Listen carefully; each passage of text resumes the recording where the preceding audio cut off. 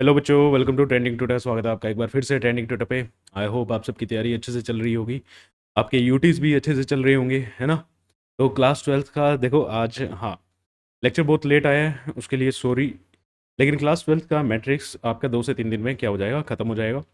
Matrix का आज हमारा लेक्चर नंबर 2 है। आई होप आपने पहला लेक्चर अच्छे से देख लिया होगा। क्लास नोट्स की पीडीएफ आपको टेलीग्राम से मिल जाएगी, जिसका लिंक मैं आपको डिस्क्रिप्शन में दे दूंगा। और साथ ही साथ बेटा यहाँ पे ना टेलीग्राम चैनल भी आपको दिखेगा, ठीक है। टेलीग्राम पे एक डाउट ग्रुप है, उसको ज्वाइन कर लो। जैसे ही उसको ज्वाइन करोगे आप वहाँ पे मेरे से 1-to-1 गाइडेंस ले सकते हो। और जो भी आपके डाउट हैं, जब आप कॉपी में क्वेश्चन सोल्व करते हो तो उसकी फ़ोटो भेज के आप चेक करा सकते हो कि सर कहाँ पे मेरी गलती हो रही है, ठीक है। तो वो चीज़ भी वहाँ पे रहती है, बच्चे पूछते हैं। और बहुत से बच्चे ये भी कह रहे हैं कि सर ये रियल मतलब लाइव है या रिकॉर्डेड है। देखो, बहुत से सेशन आपके रिकॉर्डेड रहने वाले हैं, क्योंकि ऑफलाइन के साथ, क्योंकि जब आपका टाइम होता है, जिस टाइम पे आपकी वीडियो आती है ना, उस टाइम पे बेटा ऑफलाइन क्लासेस भी चल रही होती हैं। तो वहाँ पे मैनेज करना बहुत मुश्किल है।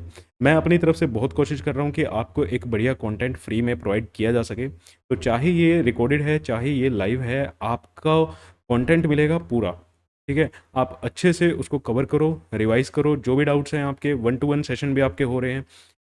इंस्टेंट रिप्लाई आता है, ठीक है, बहुत जल्दी आपको रिप्लाई मिल जाता है, चाहे टेलीग्राम पे हो, चाहे आप यूट्यूब पे हो। क्लियर? चाहे आप यूट्यूब के कमेंट सेक्शन में जाते हो, बहुत जल्दी आपको रिप्लाई मिल जाता है।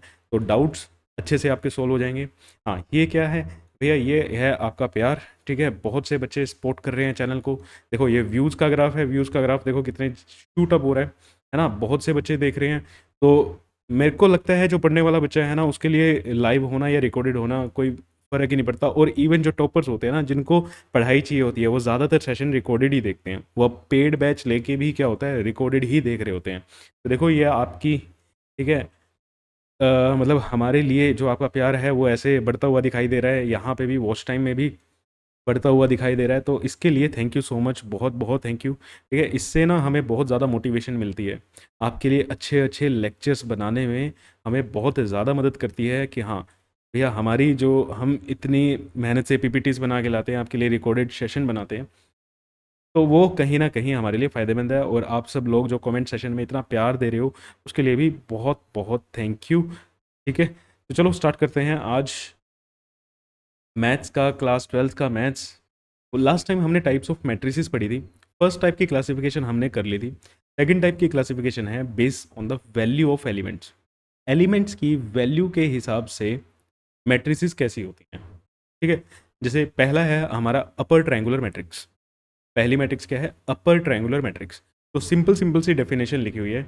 अब आपको डेफिनेशन लिखनी तो आएगी नहीं, है ना, तो आपको पता होना चाहिए कि होता क्या है। तो शॉर्ट फॉर्म में साफ लिखा हुआ है, अपर ट्रायंगुलर मैट्रिक्स होने के लिए पहली बात तो क्या है कि वो एक स्क्वायर मैट्रिक्स होनी चाहिए। अगर रेक्टेंगुलर मैट्रिक्स होएगी तो क्या हम रेक्टेंगुलर मैट्रिक्स को अपर ट्रायंगुलर मैट्रिक्स नहीं कह पाएंगे? बिल्कुल नहीं कह पाओगे, ठीक है। ये कॉन्सेप्ट रेक्टेंगुलर मैट्रिक्स के लिए तो है ही नहीं है, ठीक है। इसको काट देना, रेक्टेंगुलर मैट्रिक्स नहीं चाहिए। तो एक स्क्वायर मैट्रिक्स अपर ट्रायंगुलर मैट्रिक्स कब कहलाएगी? जब उसके डायगोनल, प्रिंसिपल डायगोनल के नीचे जितने भी एलिमेंट्स हैं वो सारे के सारे क्या हों, जीरो हों। अब यहाँ पे एक टर्म आई है हमारे पास, प्रिंसिपल डायगोनल, ठीक है। यहाँ पे एक टर्म आई है हमारे पास, प्रिंसिपल डायगोनल। तो प्रिंसिपल डायगोनल क्या होता है? देखो, कोई भी एक मैट्रिक्स है, पहली बात तो कैसी होनी चाहिए, स्क्वायर होनी चाहिए। A11, A12, A13, A21, A22, A23, A31, A32 and A33। ये हमारी एक स्क्वायर मैट्रिक्स है, ठीक है, ऑफ ऑर्डर 3। 3 बाई 3 बोलो या ऑर्डर 3 भी बोलते हैं। स्क्वायर मैट्रिक्स के लिए अगर मैं ऑर्डर 3 बोल रहा हूँ तो ऑब्वियस ही बात है, उसके दोनों वो क्या होगा, 3 बाई 3 की ही होगी। अब यहाँ पे मेरे को दो डायगोनल बनते हुए दिखाई दे रहे हैं। एक तो बेटा डायगोनल ये भी है ना, और एक डायगोनल मेरा ये भी है, ठीक है। यहाँ पे मुझे दो डायगोनल बनते हुए दिखाई दे रहे हैं। मेरे प्रिंसिपल डायगोनल क्या है ना भाई, प्रिंसिपल डायगोनल इनमें से कौन सा होगा? तो जो ये ब्लू वाला है, जो टॉप लेफ्ट से बॉटम राइट जा रहा है, ठीक है, कौन सा वाला, टॉप लेफ्ट से बॉटम राइट, ये जो है ये क्या है, हमारा प्रिंसिपल डायगोनल है, मीन्स ये जो ब्लू वाला है इसे हम क्या कहेंगे, principal diagonal, sorry principal, main, PAL आएगा, ध्यान रखना, प्रिंसिपल डायगोनल ये है हमारा।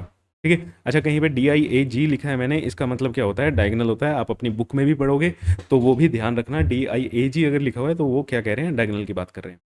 अब ये चीज़ क्लियर है, प्रिंसिपल डायगोनल के नीचे मेरे कौन कौन से एलिमेंट्स मेरे को दिखाई दे रहे हैं, प्रिंसिपल डायगोनल के नीचे मुझे कौन कौन से एलिमेंट्स दिखाई दे रहे हैं, देखो प्रिंसिपल डायगोनल्स के नीचे elements below principal diagonal,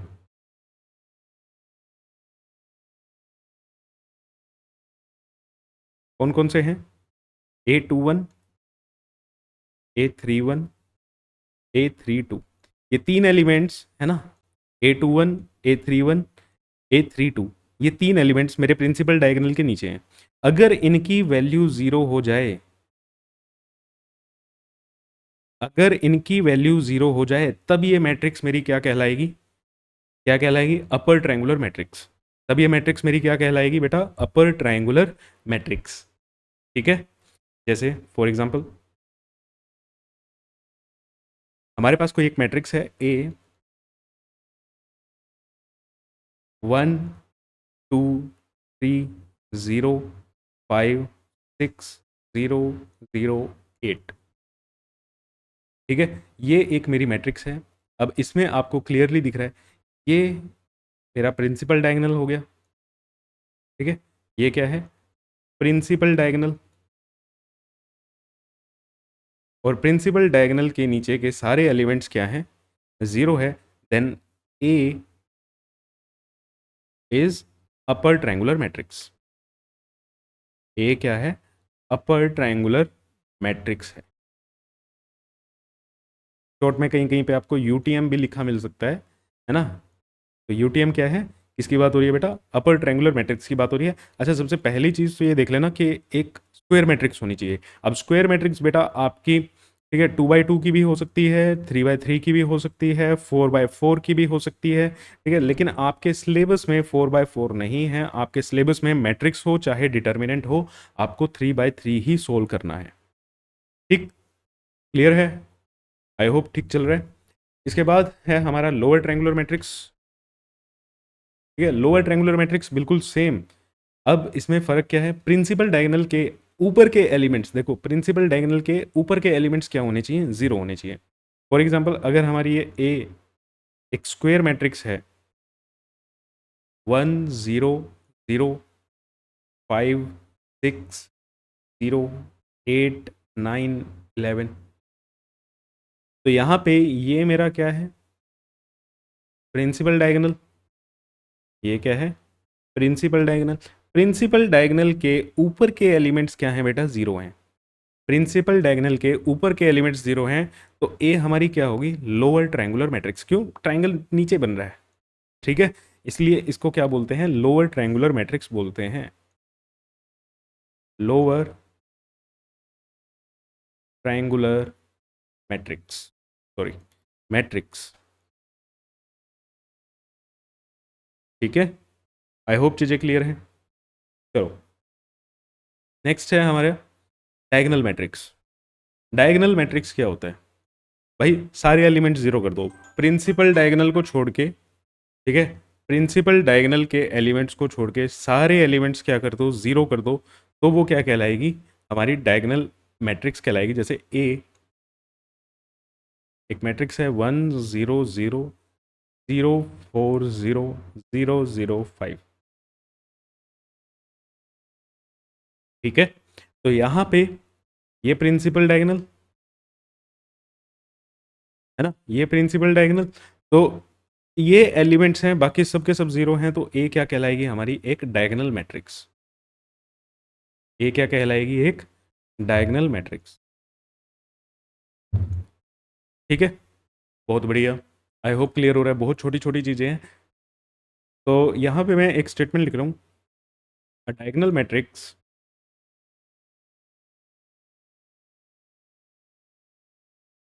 A diagonal matrix is both upper triangular matrix, upper triangular matrix and lower triangular matrix.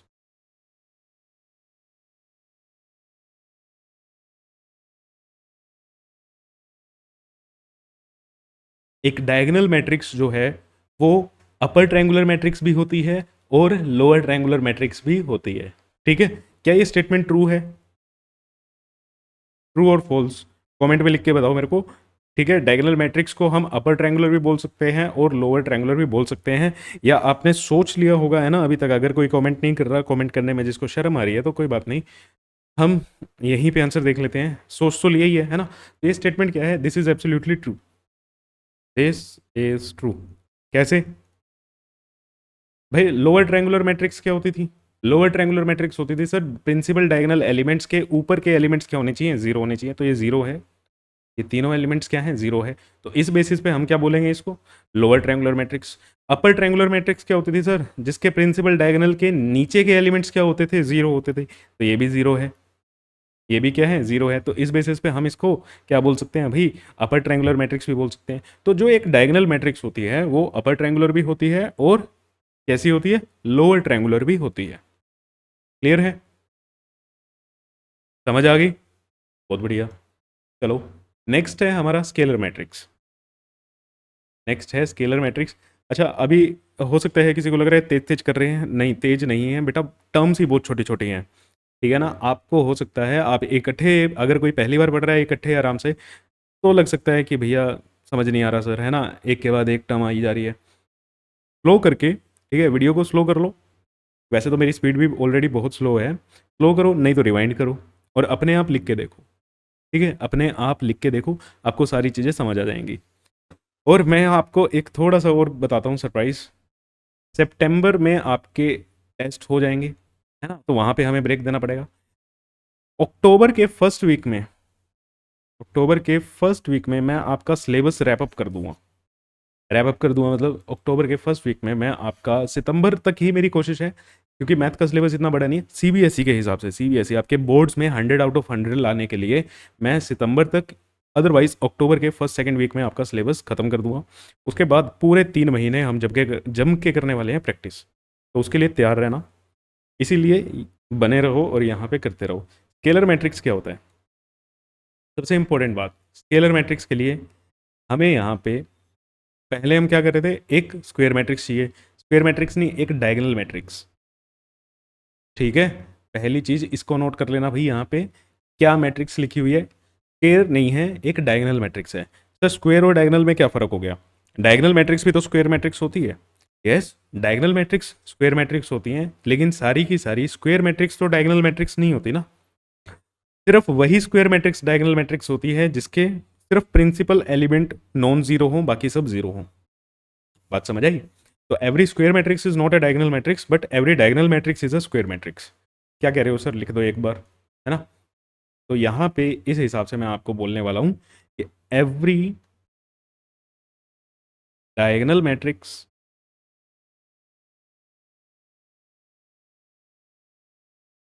Is a square matrix. ठीक है, अगर हर एक डायगोनल मैट्रिक्स तो क्या होगी? स्क्वायर मैट्रिक्स होगी।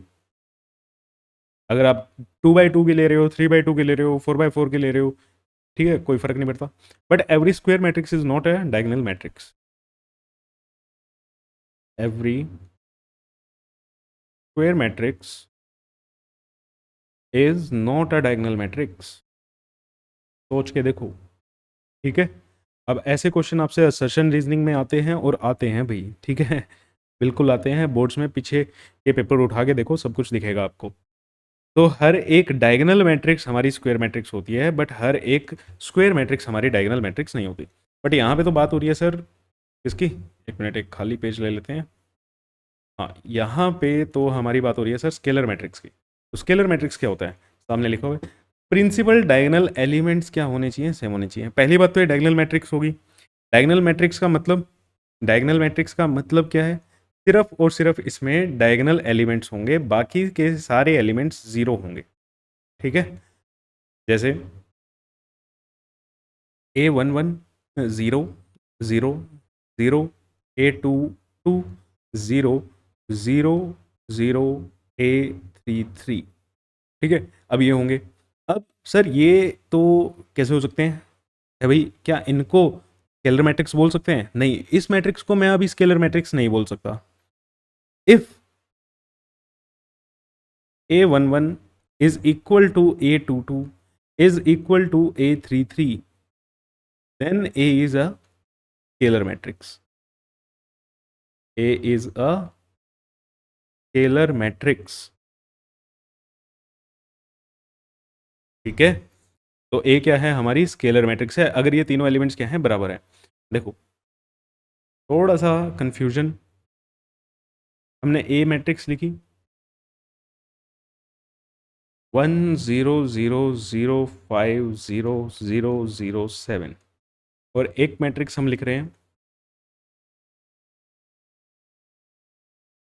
2 0 0 0 2 0 0 0 2। ठीक है, ए क्या है? मेरी डायगोनल मैट्रिक्स है। ए क्या है? डायगोनल मैट्रिक्स है। ठीक है, बी क्या है? स्केलर मैट्रिक्स है। बी क्या है? स्केलर मैट्रिक्स है। क्यों सर? भैया बी डायगोनल भी है। अगर डायगोनल मैट्रिक्स के प्रिंसिपल डायगोनल एलिमेंट सेम हो जाएं तो उस मैट्रिक्स को हम क्या बोल देते हैं? Scalar matrix. मतलब स्केलर मैट्रिक्स में प्रिंसिपल डायगोनल एलिमेंट सेम होने चाहिए आपके। प्रिंसिपल डायगोनल एलिमेंट्स क्या होने चाहिए?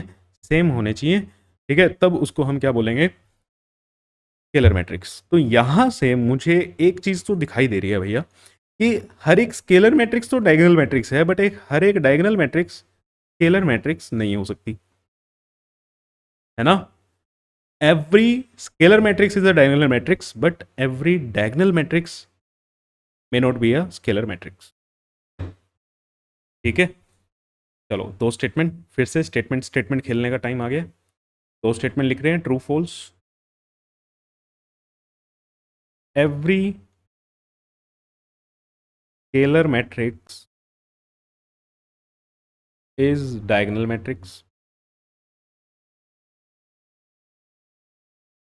हर एक स्क्वायर मैट्रिक्स डायगोनल मैट्रिक्स है। ट्रू और फॉल्स कमेंट करो जल्दी से जल्दी। ठीक है, एंड एवरी डायगोनल मैट्रिक्स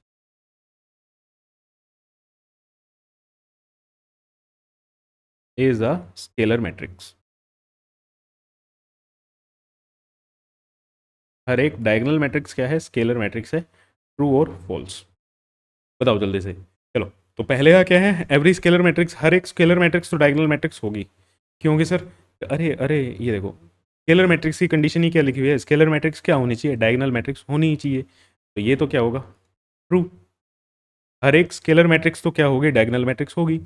हर एक डायगोनल मैट्रिक्स स्केलर मैट्रिक्स होगी। अब आपके सामने लिखी हुई है, ए क्या है? डायगोनल मैट्रिक्स है। क्या मैं ए को स्केलर बोल सकता हूँ? नहीं बोल सकते, है ना? तो ये क्या है? फॉल्स। ठीक है, पहले वाली स्टेटमेंट क्या है? ट्रू है, और बाद वाली स्टेटमेंट क्या है? फॉल्स है। रीजन आपको सामने दिख ही रहा है। ओके, ठीक है, आई होप आप सबको ये चीज़ क्लियर है। तो चलो चलते हैं नेक्स्ट मैट्रिक्स पे, आइडेंटिटी मैट्रिक्स। ठीक है, आइडेंटिटी मैट्रिक्स क्या होती है? आइडेंटिटी मैट्रिक्स क्या होती है? डायगोनल मैट्रिक्स होनी चाहिए। बहुत बढ़िया। ठीक है, पहली कंडीशन तो, अब एक स्टेटमेंट तो आपके लिए ट्रू होगी कि every identity matrix is a diagonal matrix, है ना? अब आइडेंटिटी मैट्रिक्स को आप यूनिट मैट्रिक्स जब कहोगे जब इसके डायगोनल एलिमेंट्स क्या हो? वन हो। इसके डायगोनल एलिमेंट्स क्या हो? वन हो। कैसे सर? तो अगर मैं ये ले रहा हूँ, एक मैट्रिक्स है A11 0 0 0, A22 0 0 0, A33। ठीक है, अब इसको हम यूनिट मैट्रिक्स या आइडेंटिटी मैट्रिक्स कब कहेंगे? If A11 is equal to A22 is equal to A33 is equal to 1। अगर इन सब की वैल्यू क्या है? 1 है, then A is a unit matrix. A is a unit matrix. अब यूनिट मैट्रिक्स आइडेंटिटी मैट्रिक्स को, ठीक है, स्पेशली हम आई से डिनोट करते हैं बेटा। ठीक है, किससे डिनोट किया जाता है? आई से डिनोट किया जाता है। तो ए क्या होगा? एक आइडेंटिटी मैट्रिक्स होगी। आइडेंटिटी मैट्रिक्स क्या होगा बेटा? 1 0 0 0 1 0 0 0 1। ठीक है, this is a unit matrix या आइडेंटिटी मैट्रिक्स ऑफ ऑर्डर 3। इसको कैसे रीड किया जाता है? This is identity matrix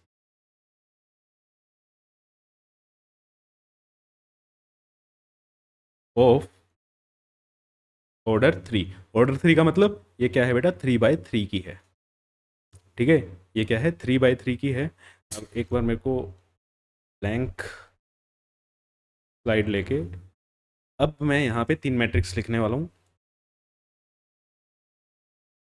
A एक मैट्रिक्स हो गई हमारी। ठीक है, मान लेते हैं 2 0 0 0 4 0 0 0 7। बी एक मैट्रिक्स। बी मैट्रिक्स में क्या होगा? ले लेते हैं फॉर एग्जांपल 3 0 0 0 3 0 0 0 3। सी एक मैट्रिक्स 1 0 0 0 1 0 और 0 0 1।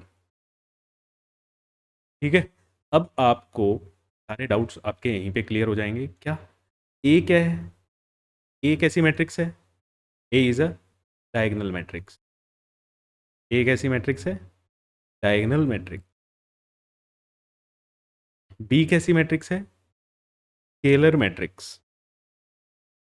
बी कैसी मैट्रिक्स है? Scalar matrix. सी कैसी मैट्रिक्स है? Identity matrix. ये कैसी है? Identity matrix. अब फिर से वही, every identity matrix, every identity matrix is a scalar matrix, is a scalar matrix, true false। ठीक है, next, every identity matrix is a diagonal matrix,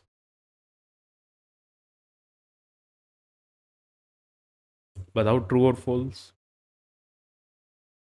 next, every scalar matrix is a identity matrix, बताओ true है या false है।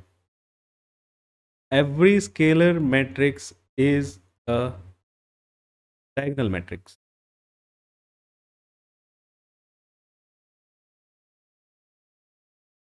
बताओ। ठीक है, अब ये चार आपके सामने हैं। आई होप आपने आंसर दे भी दिया होगा और आपके सामने जवाब लिखे भी हुए हैं, है ना। Every identity matrix is a scalar matrix. हर एक आइडेंटिटी मैट्रिक्स स्केलर मैट्रिक्स होती है। देखो आइडेंटिटी मैट्रिक्स क्या होती है? ये सी आइडेंटिटी मैट्रिक्स है, 1 1 1, बाकी सब जीरो, है ना। प्रिंसिपल डायगोनल्स क्या है? 1।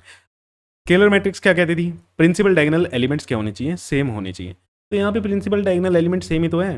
ये भी 1 है, ये भी 1 है, ये भी 1 है, ये सेम ही तो है ना। तो ये तो स्केलर की कंडीशन को, स्केलर की डेफिनेशन को सेटिस्फाई कर रहे हैं बेटा, सेटिस्फाई, है ना। तो बस ये स्टेटमेंट क्या होगी? Every identity matrix is a scalar matrix.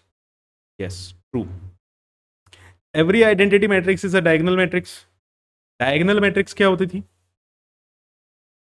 Diagonal matrix क्या होता था? बिल्कुल सही। ठीक है, हर एक आइडेंटिटी मैट्रिक्स एक डायगोनल मैट्रिक्स होती ही है। Very good. हर एक स्केलर मैट्रिक्स आइडेंटिटी मैट्रिक्स होगी। स्केलर मैट्रिक्स कहती है बेटा हर एक प्रिंसिपल डायगोनल एलिमेंट क्या होना चाहिए? सेम होना चाहिए। अब सेम में तो भैया ये 3 3 भी सेम है क्या? बट क्या यहाँ पे इसको हम आइडेंटिटी बोलेंगे? नहीं, आइडेंटिटी में कंडीशन क्या है? प्रिंसिपल डायगोनल एलिमेंट 1 ही होना चाहिए, 1 के अलावा कोई और नहीं होना चाहिए। ठीक है, तो ये क्या है? False. And every scalar matrix is a diagonal matrix. Yes, true. ठीक है, क्लियर है। तो ऐसे ना असर्शन रीजनिंग में आपको मिलेंगे बेटा क्वेश्चंस। क्लियर? चलो, नल मैट्रिक्स को पहली बार ओ से लिखते हैं या जीरो से लिखते हैं? जीरो बोलना है, जीरो बोलो इसको, वैसे तो जीरो ही बोलते हैं, दिखने में ऐसा लगता है जैसे ओ लिखा हुआ है।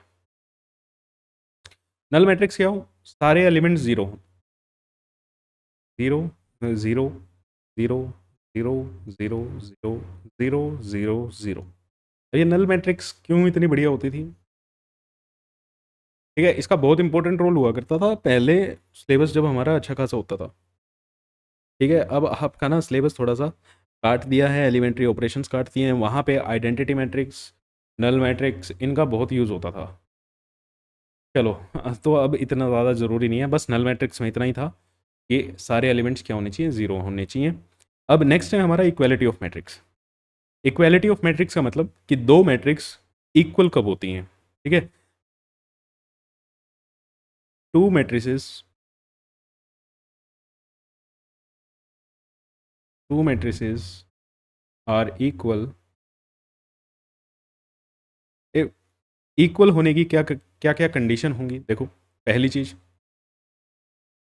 Number of rose and columns क्या होने चाहिए? उनके इक्वल होने चाहिए, मींस ऑर्डर सेम होना चाहिए। Order must be same, order must be same, order same होना चाहिए।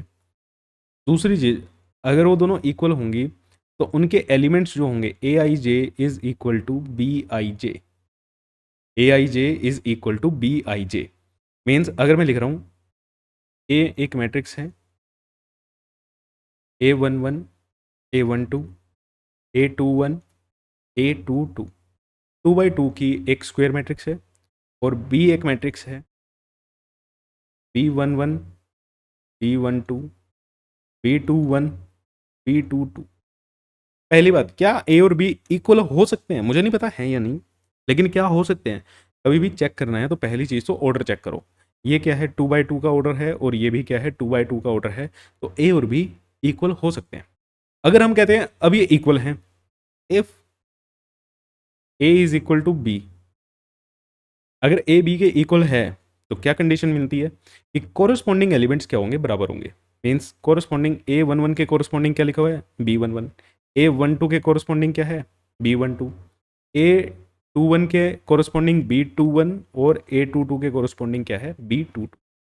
तो ए वन वन आपका ए वन टू के इक्वल है, a one two sorry, b one one के इक्वल है, a one two b one two के equal है, a two one B two one के इक्वल है, और a two two B two two के इक्वल है।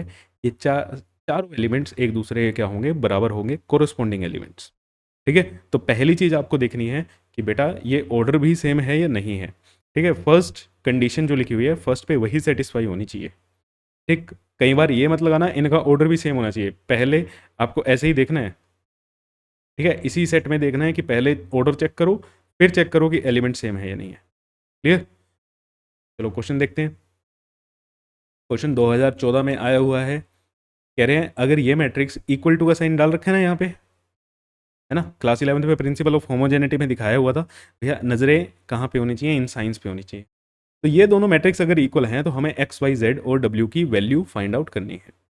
ठीक, अगर ये सारे इक्वल हैं तो इनके कोरस्पॉन्डिंग एलिमेंट्स भी क्या होंगे? इक्वल होंगे। तो मैं यहाँ से ये चीज़ लिख सकता हूँ कि x minus y is equal to minus one, ये दोनों इक्वल। अब ये इसके इक्वल होगा, z is equal to four, ये इसके इक्वल होगा, two x minus y is equal to zero, और w इसके इक्वल होगा, w is equal to five. तो एक्स वाई जेड एंड डब्ल्यू की वैल्यू चाहिए थी, z की हमारे पास आ गई फोर, w की आ गई हमारे पास फाइव, x और y की ये दो इक्वेशन है, यहाँ से निकाल लेते हैं।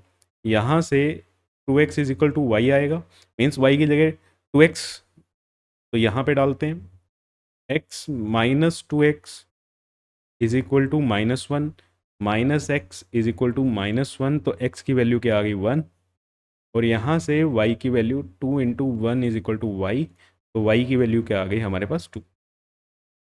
ठीक है, तो x is equal to one, x की value 1, y2, z4 and w5। तो ये हो गया हमारा आंसर। एक नंबर में क्वेश्चन आएगा, 2014 में आया हुआ है। अच्छा, इसमें काफ़ी अच्छा रहता है बेटा आपके ना, ये बहुत अच्छे चैप्टर हैं। ठीक है, बहुत अच्छे चैप्टर मतलब ये बहुत स्कोरिंग चैप्टर हैं आपके। क्लियर है? चलो नेक्स्ट क्वेश्चन करो इसको सोल्व। ये दोनों इक्वेशन क्या दे रखी हैं? इक्वल दे रखी हैं। ठीक है, तो एक्स एंड वाई की हमें वैल्यू निकालनी है। तो 3x plus 7 is equal to 0 होगा। 5 is equal to y minus 2 होगा। y plus 1 is equal to 8 होगा। 2 minus 3x is equal to 4 होगा। वीडियो को पॉज करो और इस क्वेश्चन को सोल्व कर लो। ठीक है, जैसे ही क्वेश्चन आपके सामने आता है, स्क्रीन पे आता है, तो आपको क्या करना है, वीडियो को पॉज करना है और उसको सोल्व कर लेना है। ठीक है, चलो आई होप आपने कर लिया होगा। तो यहाँ से x की वैल्यू क्या आई? 3x is equal to -7 and x is equal to -7/3। तो y की वैल्यू क्या क्या आ जाएगी? यहाँ से y की वैल्यू यहाँ से आ रही है 7, यहाँ से भी y की वैल्यू क्या आ रही है 7, और यहाँ से x की वैल्यू क्या आ जाएगी? -3x is equal to 2। तो x की वैल्यू यहाँ से आ रही है -2/3। अरे ये क्या हो गया, है ना? अच्छा, इसमें जल्दबाजी में बच्चे कई बार गलती ये कर देते हैं कि हमने एक ही जगह से, इसी इक्वेशन से, किसी बच्चे ने इसी इक्वेशन से, ठीक है, पहली इस इक्वेशन से ही x की वैल्यू रिपोर्ट कर दी होगी कि x की वैल्यू क्या है? -7/3 है। देखो y की वैल्यू दोनों जगह से सेम आ रही है और x की वैल्यू डिफरेंट आ रही है। x की वैल्यू क्या आ रही है? डिफरेंट आ रही है, लेकिन x की वैल्यू डिफरेंट तो हो नहीं सकती भाई। एक ही मैट्रिक्स है, अगर ये बराबर हैं तो x की वैल्यू क्या होनी चाहिए? सेम होनी चाहिए। मीन्स हम यहाँ पे इसका आंसर क्या बनेगा बेटा इसका, कि y की वैल्यू तो 7 है, बट इस मैट्रिक्स के लिए x does not exist. x यहाँ पे हमारा एग्जिस्ट नहीं कर रहा। ठीक है, क्योंकि x की वैल्यू यहाँ पे सेम नहीं आ रही, तो इस इक्वेशन के लिए x कोई ना तो -7/3 हो सकता, ना ही -2/3 हो सकता। ये दोनों ही वैल्यू क्या है? पॉसिबल नहीं है x। क्लियर? अब यहाँ से किसी बच्चे को अगर जल्दबाजी की है तो एक सबक मिला है कि चारों अगर जितने भी हैं सबको चेक करना चाहिए आपको। ऐसा नहीं है कि जल्दबाजी में भाई एक दो चेक कर लिए और बाकी छोड़ दिए, है ना? चलो next question, NCERT example solve करते हैं। बेटा सारे क्वेश्चन होते जाएंगे यहाँ पे। बोर्ड्स लेवल का सिलेबस, बोर्ड्स लेवल का सिलेबस मैं आपका सितंबर तक खत्म कराने की कोशिश करूँगा। जून हमारे पास अच्छा खासा है, अगर आप घूमने नहीं गए तो, है ना? जून जुलाई अगस्त सितंबर इतने में आपका मैथ्स का सिलेबस कंप्लीट हो सकता है। ठीक है, मैथ्स का हो सकता है भैया, मैथ्स का। सीबीएसई, वो भी सीबीएसई जो आपकी बोर्ड्स में है ना। हाँ सर, जल्दी हो जाएगा तो, जल्दी हो जाएगा तो बेटा उतनी ज़्यादा आपको टाइम मिलेगा। और बोर्ड्स में तो 100 आउट ऑफ 100 मैं ला के छोड़ूंगा। ठीक है, बोर्ड्स का पेपर रख लेना और मेरे ये सारे के सारे लेक्चर रख लेना। आपके 100 आउट ऑफ 100 नहीं बने तो कह देना, मतलब मेरी तरफ से तो 80 आउट ऑफ 80 बनेगा। 80 नंबर का पेपर जो होगा वो यहीं से आएगा। 20 आपके हरकतें कैसी हैं स्कूल में, हैं 20 लगवाने वाली हैं या नहीं है, वो आपके ऊपर डिपेंड करते हैं। पता लगे वहाँ पे 99 बने, यहाँ पे 80 आ गए, तो फिर भी सर आपने तो 100 कहा था, मेरे तो 99 ही बने हैं। वो आपकी जो 20 नंबर है ना, वो आपकी हरकतों के ऊपर है, हरकतें कैसी हैं आपकी। चलो, XY 8 4 is equal to W, तो W की वैल्यू तो यहाँ से आ गई।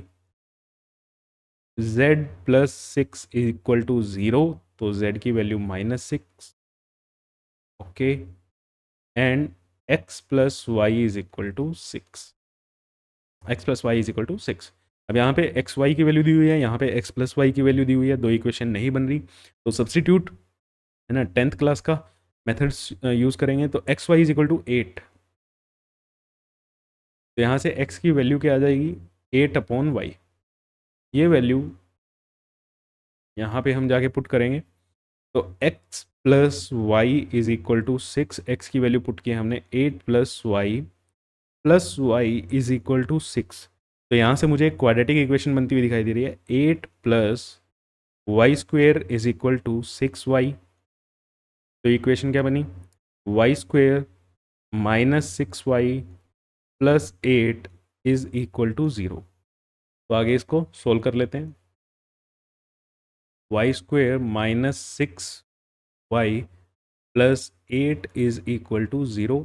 इसके factor y square minus 2y minus 4y plus 8 is equal to 0।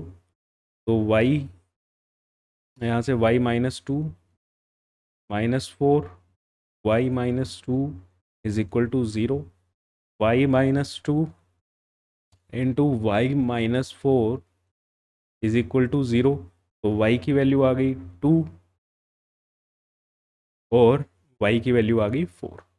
दो वैल्यू एग्जिस्ट कर रही हैं, दो वैल्यू एग्जिस्ट कर रही हैं। ठीक है, अगर हम लेते हैं y की वैल्यू 2 तो हमारे पास x y is equal to 8 था। If y is equal to 2 है तो यहाँ से x की वैल्यू क्या आएगी, 4 आएगी। और अगर y की वैल्यू आप 4 ले रहे हो तो x की वैल्यू क्या आ जाएगी, 2 आ जाएगी। और बाकी आपकी z की वैल्यू क्या आई थी, -6 और w की वैल्यू क्या आई थी, 4। z -6 w 4, यहाँ पे भी z -6 w 4। तो ये आपके दो सेट बन जाएंगे आंसर के। भैया ये भी हो सकता है और ये भी हो सकता है, दोनों ही कंडीशन में ये मैट्रिक्स एक दूसरे के क्या रहेगी, इक्वल रहेगी। ठीक है, क्या मतलब समझ आ रहा है। z और w की तो यही वैल्यू रहेगी, x की 2 ले लो या 4 ले लो, ठीक है, उसके रिस्पेक्ट में ये दोनों मैट्रिक्स क्या रहेंगी, फिर भी इक्वल रहेंगी। ठीक है, क्लियर हो गया। चलो नेक्स्ट फिर से एनसीईआरटी एग्जाम्पल।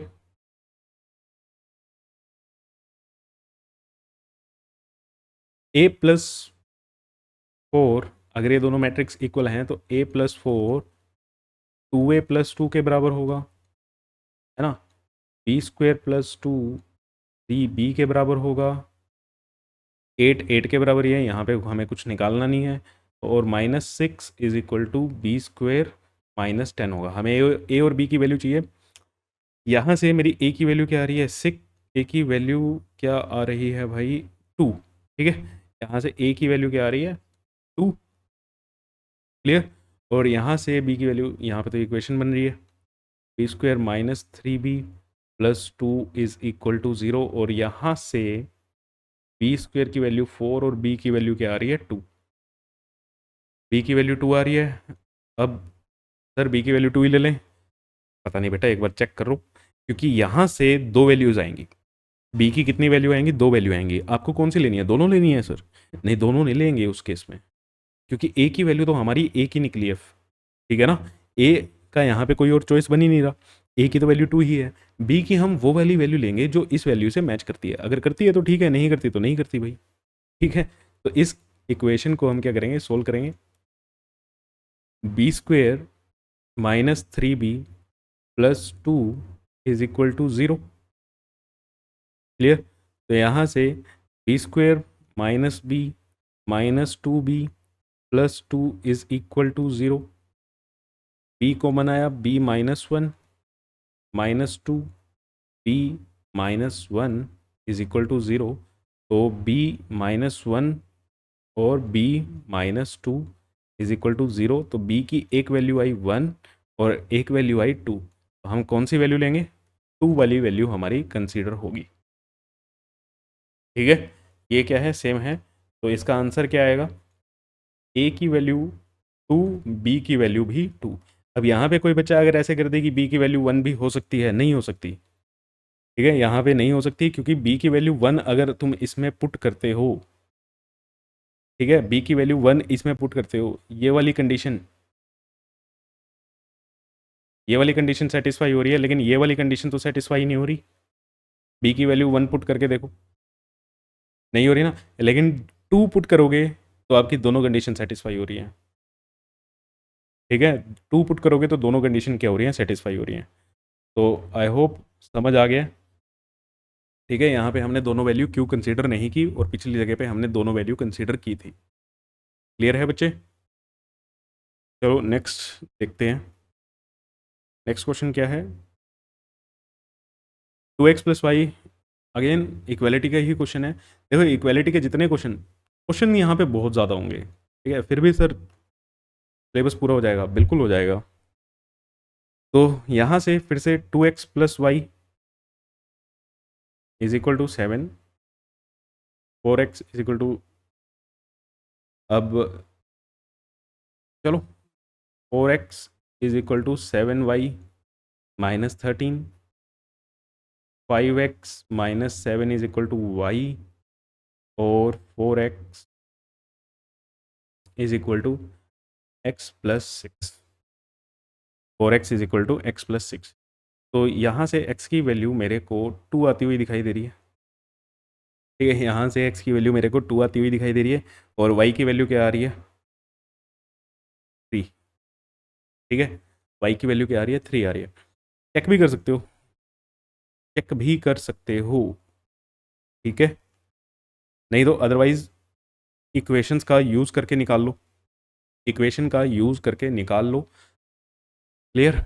अब मैं क्यों कह रहा हूँ चेक कर सकते हो, क्योंकि मैं जब ये वैल्यू इसमें डाल रहा हूँ ये कंडीशन सेटिस्फाई हो रही है, ये कंडीशन क्या हो रही है, सेटिस्फाई हो रही है। देखो 2 इंटू 2 प्लस 3 इक्वल टू 7, तो ये भी क्या बना, 7 इज इक्वल टू 7, है ना। तो मैं ये वैल्यू ले लूँगा। यार यहाँ पे कंडीशन सेटिस्फाई हो रही है, यहाँ पे कंडीशन सेटिस्फाई हो रही है, हो तो रही है। ठीक है, क्लियर है। देखो, अरे हो तो रही है, 4 इंटू 2, किसी की नहीं हो रही हो तो भाई देख लेना, 8, और ये भी 21 माइनस 13, 8 इज इक्वल टू 8। तो इसलिए मैंने डायरेक्टली क्या ले लिया, यहाँ से निकाल के मेरी वैल्यू निकल रही थी तो वो मैंने ले लिया। चेक करा करो बेटा। ठीक है सर, आपने ऐसे क्यों कर दिया, एकदम क्यों कर दिया, इक्वेशन सोल्व करके, कई बच्चे होते हैं इसमें यहाँ पे इक्वेशन सोल्व करके निकालते, है ना। लेकिन मेरी यहाँ से भी निकल रही थी तो मैंने यहाँ से निकाल के चेक करा, यहाँ से मैंने ये निकाली, वाई की भी निकाली, और दोनों इक्वेशन में चेक करा कि भैया दोनों ठीक आ रही है, इक्वेशन सेटिस्फाई हो रही है, तो एक्स की वैल्यू 2 और वाई की वैल्यू 3 चलेगी। तो हमें क्या निकालना है, value of minus x plus 5y। तो -2 प्लस 5 इंटू 3 -2 प्लस 15, तो आंसर क्या आएगा, 13। 13 क्या होगा, आंसर होगा। तो अलग अलग वैरायटी से आपको क्वेश्चन करने सिखा दिए हैं। ठीक है, यही हमारा काम होता है कि बढ़िया बढ़िया से क्वेश्चन लेके आएँ आपके लिए और आपको सिखाया जाए। चलो नेक्स्ट है हमारा ऑपरेशन ऑन मैट्रिसेस, और इसमें है पहला एडिशन। चलो एडिशन क्या कहता है, ठीक है, वही कंडीशन, ऑर्डर सेम होना चाहिए। पहली कंडीशन क्या है, मतलब कंडीशन ही क्या है, order must be same, order must be. जितने भी ऑपरेशन हम कर रहे हैं वही सभी के लिए ये वैलिड है बेटा। अगर मैं एक बार बता रहा हूँ, 2 बार बता रहा हूँ, कहीं पे बताना भूल गया हूँ, ठीक है, तो भाई जितने भी हम ऑपरेशन करेंगे उसमें सभी जितने भी आप मैट्रिक्स इन्वॉल्व कर रहे हो तो ऑर्डर क्या होना चाहिए, सेम होना चाहिए। जैसे अगर मैट्रिक्स ए है, A11, A12, A21, A22, और एक मैट्रिक्स है बी, B11, B12, B21 और B22। तो ए प्लस बी जब हम करेंगे तो वही सेम, जैसे इक्वालिटी में हमने कोरस्पॉन्डिंग एलिमेंट्स लिए थे, यहाँ पे भी हम कोरस्पॉन्डिंग एलिमेंट्स लेंगे। कोरस्पॉन्डिंग एलिमेंट्स को ऐड कर दो, मतलब A11 plus B11, A12 plus B12, A21 plus B21, A22 plus B22। ठीक है, ये आपका हो जाएगा, सिंपल सी बात है, एडिशन। कोरस्पॉन्डिंग एलिमेंट्स क्या करते जाओ, ऐड करते जाओ। ठीक है, अभी आगे क्वेश्चन देखेंगे हम, क्वेश्चन में सब कुछ हो जाएगा। अच्छा, प्रॉपर्टीज़ कुछ कह रही है मैट्रिक्स एडिशन की कि भैया तुम ए में बी ऐड करो या बी में ए ऐड करो, बी प्लस ए करो, ए प्लस बी करो, ये दोनों ही क्या आते हैं, इक्वल आते हैं। अगर 3 मैट्रिक्स हैं, ठीक है, ए बी सी 3 मैट्रिक्स हैं, तुम हो सकता है पहले इन दोनों को जोड़ो, फिर क्या है, ए प्लस बी आएगी, एक मैट्रिक्स बनेगी आपकी, है ना, फिर उसका एडिशन आप सी के साथ लो। या फिर क्या करो, पहले आप बी और सी को ऐड कर लो, एक मैट्रिक्स आएगी बी प्लस सी की, है ना, उसको आप ए में ऐड करो तो भी क्या आएगा, सेम ही आएगा। नेक्स्ट है existence of additive identity. Additive identity क्या है, ये ओ क्या है, ये है आपकी नल मैट्रिक्स, ये क्या है आपकी नल मैट्रिक्स। बेटा ए में ओ ऐड करो या ओ में ए ऐड करो, ये तो पहले वाली लॉ है ना, ये चीज़ तो पहले वाली बात होगी, कॉम्पिटेटिव लॉ हो गया। अब ये क्या कह रहा है, आएगा तो ए ही, भैया आएगा तो ए ही। 2 1 3 5 में आप 2 बाई 2 की एक नल मैट्रिक्स ऐड कर दो, ठीक है, इनको क्या कर रहे हो, ऐड कर रहे हो, ऐड करके क्या आएगा, 2 + 0, 1 + 0, 3 + 0 और 5 + 0, ये रहा तो क्या 2 1 3 5 विच इज़ ए, है ना। अगर ये मैट्रिक्स मेरी ए थी तो ए ही आया। तो ओ को इस केस में नल मैट्रिक्स को हम क्या बोलते हैं, एडिटिव आइडेंटिटी। इस केस में ओ को क्या बोला जाता है, एडिटिव आइडेंटिटी बोला जाता है। अच्छा, एक फोर्थ होता है एडिटिव इनवर्स। फोर्थ होता है एडिटिव इनवर्स। एडिटिव इनवर्स क्या होता है, अगर एक मैट्रिक्स ए है तो उसके लिए एक मैट्रिक्स माइनस ए भी होगी, जो माइनस ए है उसको हम एडिटिव इनवर्स बोलते हैं। अब माइनस ए का मतलब यहाँ पे हमने इसको -1 से मल्टीप्लाई किया है, तो मल्टीप्लाई कैसे करते हैं वो मैं आपको आगे बताने वाला हूँ, इसीलिए यहाँ पे मैंने लिख के भी नहीं लेके आए। फिर नेक्स्ट है डिफरेंस। डिफरेंस भी सेम है भाई, डिफरेंस में भी कोरस्पॉन्डिंग एलिमेंट्स को क्या करना है, आपने माइनस करना है। जैसे ए क्या है 2 3 5 7 और बी एक मैट्रिक्स है 1 4 6 9, तो ए माइनस बी अगर मैं कर रहा हूँ तो इनके कोरस्पॉन्डिंग एलिमेंट्स को क्या कर दो, माइनस कर दो। ए माइनस बी, तो पहली बात तो लिखना भी सीख लो। जल्दबाजी में इस चैप्टर में क्वेश्चन गलत होने के चांसेस बहुत ज़्यादा हैं। -b 1 4 6 9, यहाँ पे एक काम करते हैं, माइनस साइन ले लेते हैं किसी, चलो a माइनस बी का मतलब 2 - 1 3, ये वाला माइनस, और किसको माइनस करना है, -4, 5 - 6 एंड 7 - 9, तो रिजल्ट क्या आएगा 1 7 -1 -2, तो ये क्या आया आपका a माइनस बी, ठीक है, ये क्या आया आपका a minus B. Corresponding elements को आपने क्या करना है, सब्ट्रैक्ट करना है, ठीक। चलो नेक्स्ट है हमारा मल्टीप्लिकेशन बाय स्केलर। स्केलर का क्या मतलब है, पहली चीज़ यहाँ पे है ना, स्केलर का मतलब कोई एक कांस्टेंट की बात कर रहे हैं हम, ठीक है। स्केलर का मतलब क्या है, स्केलर मीन्स कांस्टेंट, कोई एक नंबर होगा, ठीक है, एक फिक्स नंबर होगा। जैसे ए कोई मैट्रिक्स है A11 A12 A21 और A22, अब मुझे चाहिए के ए, और के क्या है यहाँ पे, एक स्केलर कांस्टेंट है, के का मतलब कोई नंबर होगा, ठीक है। अभी एग्जांपल लेके देख लेते हैं, एक क्या होगा, स्केलर कांस्टेंट होगा। तो के ए कैसे लिखेंगे, के मैट्रिक्स ए क्या है, A11 A12 A21 और A22, तो के क्या होगा, अंदर सबके साथ मल्टीप्लाई होगा, के इससे भी मल्टीप्लाई होगा, के इससे भी मल्टीप्लाई होगा, के टू A21 से भी मल्टीप्लाई होगा और A22 से भी मल्टीप्लाई होगा, सभी के साथ आपको के को क्या करना है, मल्टीप्लाई करना है।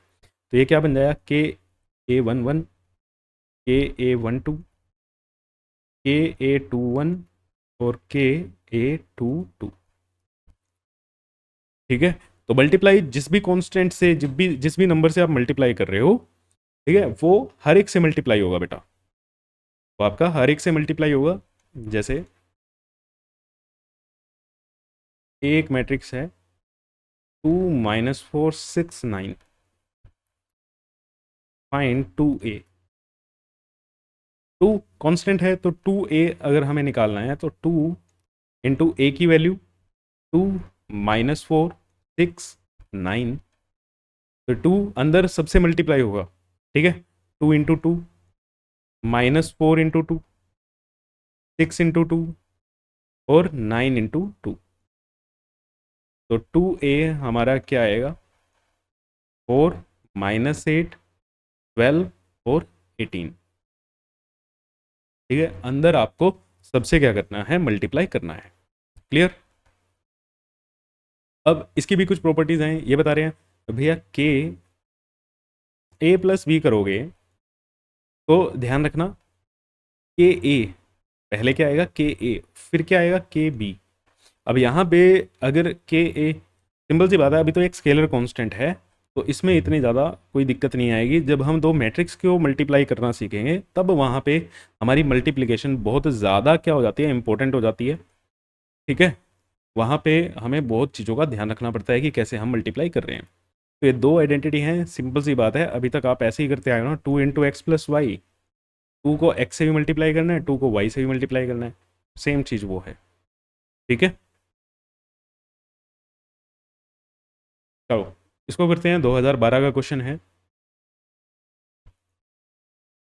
सिंप्लीफाई करना है। ये कोस, तो लिखा क्या हुआ है, cos theta into cos theta sine theta minus sine theta और cos theta plus sine theta minus cos theta और ये साइन थीटा। सर अभी तो कहा था जिससे मल्टीप्लाई करना सिखा रहा हूँ, नंबर से सिखा रहा हूँ भैया। थीटा भी कोई एंगल लोगे, कोस थीटा भी क्या आएगा, एक नंबर ही आएगा। ठीक है, ऐसे सोच लो। चलो पहले तो हम इसको अंदर मल्टीप्लाई करते हैं, फिर इन दोनों को ऐड करेंगे। कोस थीटा को कोस थीटा से मल्टीप्लाई करेंगे, ये इससे मल्टीप्लाई होगा, है ना, तो क्या आएगा, कोस स्क्वायर थीटा। ये फिर इससे भी मल्टीप्लाई होगा, क्या आएगा, कोस थीटा साइन थीटा। ये इससे मल्टीप्लाई होगा, minus cos theta sine theta. और ये कोस थीटा से मल्टीप्लाई होगा तो कोस स्क्वायर थीटा। प्लस ऐसे ही साइन को मल्टीप्लाई करेंगे, क्या बनेगा, sign square theta minus sine theta cos theta, positive में साइन थीटा कोस थीटा और यहाँ पे साइन स्क्वायर थीटा। लिखते वक्त ध्यान रखना, जैसे यहाँ पे आगे तक जा रहा है तो आपको ही दिक्कत हो सकती है। अब इन दोनों को क्या करना है, ऐड करना है। ऐड करने में हमें क्या करना है, कॉरस्पॉन्डिंग एलिमेंट्स को ऐड करना है। तो मतलब cos square theta plus sine square theta. ठीक है, और ये क्या है, cos theta sine theta plus में minus cos theta sine theta. ये minus cos theta sine theta plus sine theta cos theta और यहाँ पे cos square theta plus sine square theta. तो देखने पे ये दो कैंसिल हो रहे हैं, सिमिलरली ये दो भी क्या हो रहे हैं, कैंसिल हो रहे हैं। ठीक है, यहाँ पे कुछ नहीं बचा, जीरो। कोस square theta plus sine square theta क्या होता है, 1। ये ज़ीरो, ये ज़ीरो और ये भी क्या हो गया, 1। ठीक है, क्लियर है। एनसीईआरटी का भी क्वेश्चन है आपका और सीबीएसई 2012 में भी सेम ये आया हुआ है। क्लियर, चलो नेक्स्ट क्वेश्चन में। सीबीएसई 2000 इतना पुराना क्वेश्चन सर, बेटा क्वेश्चन करने से मतलब होना चाहिए। और आपके सीबीएसई में ही आया हुआ है, ऐसा कुछ नहीं है कि आपके किसी और स्टेट बोर्ड का क्वेश्चन है ना। फाइंड ए मैट्रिक्स एस, एक्स एक मैट्रिक्स हमें निकालनी है, सच दैट रिलेशन दिया हुआ है। तो क्या दिया हुआ है, 2a plus B plus x is equal to null matrix, है ना। तो यहाँ से मैं x को निकाल सकता हूँ। x की वैल्यू क्या आएगी, -2a माइनस बी, है ना, -2a माइनस बी। तो x को पुट करते हैं -2। ए की मैट्रिक्स, ए मैट्रिक्स क्या है मेरा, -1। देखो जैसे जैसे ऑपरेशंस है ना वैसे वैसे लगाते चलो, बस अपने दिमाग से कुछ फालतू नहीं सोचना, अपनी तरफ से कुछ ऐड मत कर देना। ठीक है, 2a हो गया माइनस बी, बी क्या है 3 -2 1 5। क्लियर, तो पहले इसको अंदर मल्टीप्लाई कर लेते हैं। ये क्या हो जाएगा, 2 -4 -6 -8 -3 -2 1 5। अब इन दोनों को क्या करना है, हमें माइनस करना है, डिफरेंस लेना है। तो 2 माइनस 3 -1, -4 माइनस -2, -4 +2, ये कितना आएगा -2। अब इसमें गलतियाँ होंगी, ये क्या आएगा -7 और ये क्या आएगा -13। तो x की वैल्यू हमारी ये आ गई। ठीक है, this is the value of x। Clear है बेटा? ध्यान से माइनस करना और अपनी तरफ से देखो, बस पूरा सोचना है, आधा अधूरा मत सोचना और अपनी तरफ से कुछ भी ऐड मत कर देना। ठीक है, पूरा क्या सोचना है कि सर ऐसे ऑपरेशन लगा सकते हैं, हाँ लगा सकते हैं। नहीं पता था, अब पता लग गया, है ना? किसी बच्चा होगा सर मेरे को ये नहीं पता था कि ये ऑपरेशन लग सकता है यहाँ पे। भैया मैट्रिक्स आपका अलजेब्रा का पार्ट होता है। ठीक है, जो आपने क्लास 9th में, क्लास 10th में एक चैप्टर पढ़ा था लीनियर इक्वेशन, है ना? कोई लीनियर इक्वेशन 1 वेरिएबल में थी, कभी लीनियर इक्वेशन 2 वेरिएबल में थी, तो वही चैप्टर है आपका मैट्रिक्स। बस यहाँ पे अभी हम 3x3 की फॉर्म में बात कर रहे हैं। आप कॉलेज जाओ तो वहाँ पे आपको मैट्रिक्स चैप्टर बड़े अच्छे से करने को मिलेगा। ठीक है, और फिर पता चलेगा। आधे बच्चों को पता ही नहीं होता मैट्रिक्स क्यों यूज़ हो रहा है। चलो 2019 का क्वेश्चन है, देखा 2012, 2000 और अब 2000 सीधा 19 पे आ गए। Find a matrix A such that 2a minus 3b plus 5c is equal to 0। A की वैल्यू निकालनी है, ए की वैल्यू निकालनी है 2a minus 3b plus 5c is equal to 0। यहाँ से 2a की वैल्यू क्या आएगी, +3b माइनस 5c, है ना? ये बनेगा। पहले इसको करते हैं फिर 2 से। अब सर हमारे अकॉर्डिंग तो ये होना चाहिए, डिवाइड हो जाएगा ये। बिल्कुल बेटा बिल्कुल, आप सही कह रहे हो, है ना? अलजेब्रा में तो सर यही करते थे, हाँ यही करते थे, यही करेंगे हम, लेकिन स्टेप बाय स्टेप करेंगे। पहले मैं क्या निकाल रहा हूँ, 3b माइनस 5c, या सीधा सीधा हम लिखते हैं अभी के लिए 2a is equal to 3b minus 5c। Value डालते हैं, b की वैल्यू -2, 2, 0, 3, 1, 4, -5, c की वैल्यू 0, 2, -2, 7, 1, 6। ठीक है, तो एक काम करते हैं, इसको नेक्स्ट पेज पे कॉपी कर लेते हैं।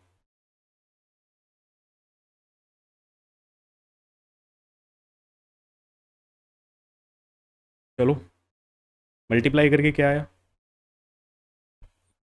-6, 6, 0, 9, 3, 12, माइनस, है ना, 10, 0, -10 और ये 35, 5, 30, इनको माइनस करेंगे, -6 -10 -16, 6 -0 6, 0 -10 +10, 9 -35 26, माइनस का 26, 3 -5 -2, 12 -30 -18।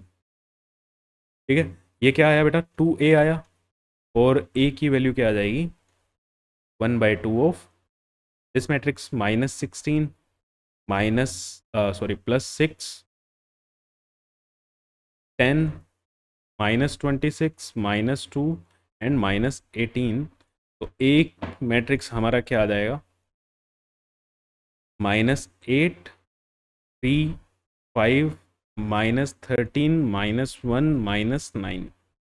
ठीक है, तो ये हमारा क्या हो गया, आंसर हो गया। ठीक है, आई होप आपका भी मैच करा है। कैलकुलेटिव है थोड़ा सा, इसमें कैलकुलेशन में दिक्कत होती है, और अभी मल्टीप्लिकेशन जब आप करोगे उसमें और भी ज़्यादा दिक्कत होने वाली है। तो मल्टीप्लिकेशन ही सबसे टफ है इस चीज़ का, और तो बहुत ईजी है। तो मिलते हैं बेटा नेक्स्ट क्लास में, तब तक के लिए थैंक यू सो मच, है ना? आज हमने क्या किया, आज हमने क्वेश्चंस किए हैं और टाइप्स देखे मैट्रिक्स के, types of matrices and operation on matrices. ठीक है, ऑपरेशन ऑन मैट्रिसेस, कैसे ऑपरेशन कैसे लगाए जाते हैं। मेन रह गया आपका मल्टीप्लिकेशन, वो हम नेक्स्ट क्लास में देखेंगे। और भी छोटी छोटी टर्म है, स्क्यू सिमेट्रिक, इन्वर्स, ये सब धीरे धीरे हो जाएगा। बहुत आसान चैप्टर है, 2-3 लेक्चर में ख़त्म हो जाएगा। ठीक है, मेरे हिसाब से अगले 2 लेक्चर में ये चैप्टर ख़त्म हो जाएगा। थैंक यू, मिलते हैं आपसे नेक्स्ट क्लास में। थैंक यू बेटा।